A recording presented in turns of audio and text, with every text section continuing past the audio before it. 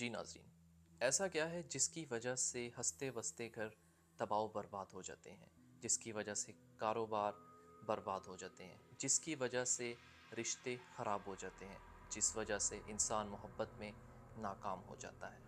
دا black magic, کالا جادو۔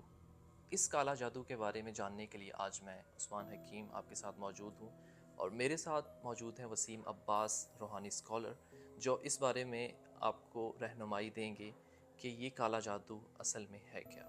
جی وسیم بھائی۔ بسم اللہ الرحمن الرحیم، اللہم صلی علی محمد وآل محمد۔ عثمان، یہ جو باتیں آپ نے بتائیں کہ کیسے لوگوں کے گھر تباہ ہو جاتے ہیں، کیسے تندرست لوگ بیمار ہو جاتے ہیں اور پھر وہ موت کے منہ میں چلے جاتے ہیں، کیسے لوگوں کے رشتے ٹوٹ جاتے ہیں، محبتیں ناکام ہو جاتی ہیں، ان کے پیچھے بلیک میجک ہوتا ہے، کالا جادو ہوتا ہے۔ کالا جادو آپ شاید یہ نہیں جانتے ہوں گے، بلکہ پاکستان میں بہت سارے ہمارے چاہنے والے یا لوگ بھی نہیں جانتے ہوں گے بلیک میجک ہوتا کیا ہے۔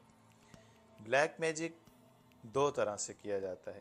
ایک کہ وہ خبیث لوگ قرآن پاک کی آیات کو نجس چیزوں سے نجس جو ہے وہ سیاہی بنا کر اس سے لکھتے ہیں، پھر یا الٹا لکھتے ہیں اور پھر اس سے کام لیا جاتا ہے، یا پھر وہ جو دیوی دیوتائیں ہوتی ہیں ان کے بت بناتے ہیں اور پھر ان کو اپنا خدا مانتے ہیں، اور اس کے بعد جو ہے ان کے جو منتر ہوتے ہیں ان سے یہ کام لیا جاتا ہے۔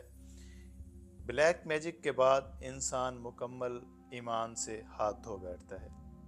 یہ تو میں نے آپ کو بتایا کہ بلیک میجک یہ ہوتا ہے، ٹھیک ہے۔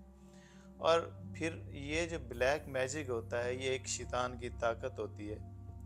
جیسے کہ آپ نے سنا ہوگا، جیسے یہودی جو دجال کی پوجا کر رہے ہیں یا دجال کا انتظار کر رہے ہیں، ان کی کتاب زہر، اس میں بھی یہ طریقے کافی لکھے گئے ہیں اور بھی بہت ساری بکس ہیں۔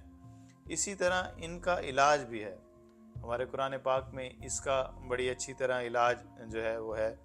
جیسا کہ آپ جانتے ہیں حضور صلی اللہ علیہ وسلم پر کوئی بھی جادو نہیں کر سکتا، میں کبھی بھی یہ نہیں سوچتا کہ ان پر کوئی جادو کر سکتا ہے، لیکن ہمیں سمجھانے کے لیے یہ روایات موجود ہیں کہ آپ صلی اللہ علیہ وسلم پر جادو ہوا اور پھر سورہ ناس اور سورہ فلق نازل ہوئی، پھر اللہ تعالیٰ نے فرمایا کہ یہ پڑھو، آپ نے وہ پڑھی تو اس کا جو ہے وہ اثر ٹوٹ گیا، وہ جادو ختم ہو گیا۔ آج بھی اگر ہم میں سے کوئی شخص بھی جادو کا شکار ہو جائے تو وہ سورہ ناس اور سورہ فلق کا ورد سٹارٹ کر دے تو جادو اسی سے ہی ٹوٹ جاتا ہے۔